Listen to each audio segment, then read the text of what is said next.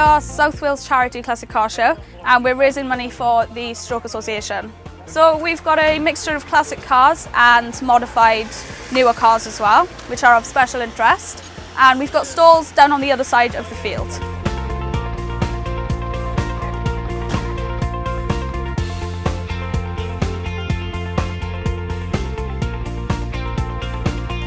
The event is raising money and awareness for the Stroke Association, which I don't know if you know, but stroke is the biggest cause of adult disability in the world, and it's the fourth biggest killer in Britain. The atmosphere is fun, friendly and just a good day out for the family.